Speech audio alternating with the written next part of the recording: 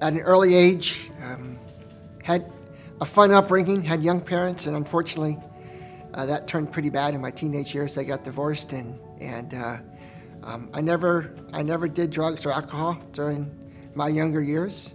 Just something that wasn't appealing to me, unfortunately, until I went to college, and I had my first cocktail, so to speak, and it was uphill quickly and then downhill quickly after that. That time in my life can best be described as a true, the characteristics of an alcoholic. I didn't drink a gallon a day, but when I drank a lot. And I was self-centered, selfish. I was full of fear and anxiety, and that's how I hid it. My last drink of alcohol was on March 27th, 1997. And unfortunately, I had a blackout drunk at a company function. And a couple days later, the president called me in his office and said, "You're not welcome to work here anymore." And I called a friend in New Jersey who I know had been gripped by alcohol and drugs, and I just called him up and said, I need a different way of living. So it's in the recovery circles, it's called 12-stepping. And he 12-stepped me over the phone from New Jersey and got me to an AA meeting 2 nights later. And I walked in the doors of AA just a couple nights after that last drink. And I knew as soon as I walked in the doors, I belonged there.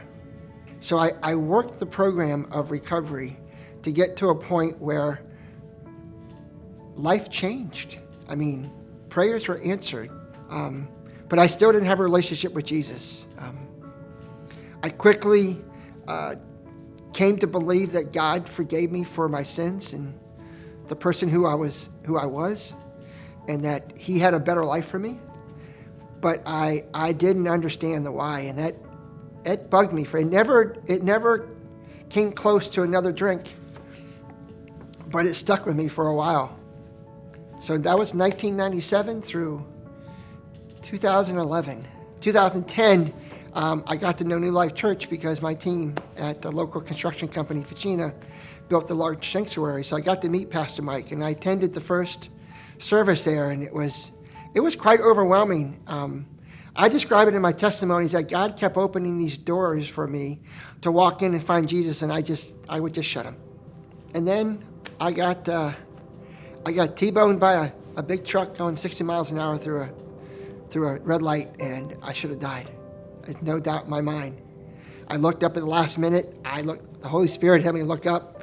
I hit the gas, and it just hit me right behind my backside. And then Easter rolled around, and my wife asked me, "Don't you think we should go to church this year?" I said, "Yep," and I know where we need to go. We went to that first service together, and we knew, and we walked into Easter service on a Saturday night, and I finally heard the how and the why of what Jesus Christ did for me and for people like me, so that I could live this new life. And it was incredible. At that point in time, we did not have Celebrate Recovery here at New Life, and being an overachiever alcoholic that I am, well, let me back up. I'm not an alcoholic. I'm a child of God, saved by God's grace. But I did all the things that we would do. I jumped into Bible study, Wednesday night dinners, and I signed up for a missions trip to Guatemala, and Robert Hilson was the leader.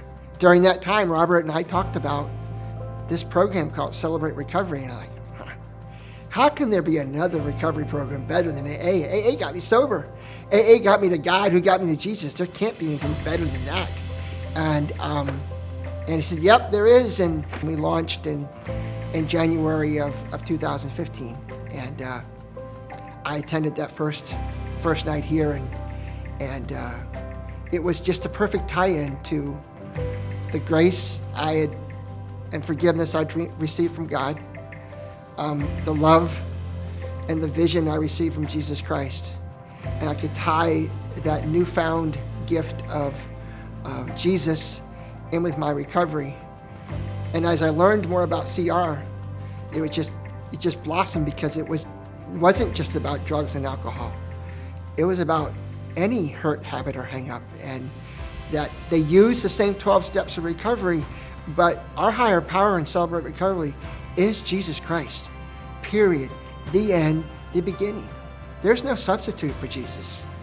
Not in any Celebrate Recovery meeting.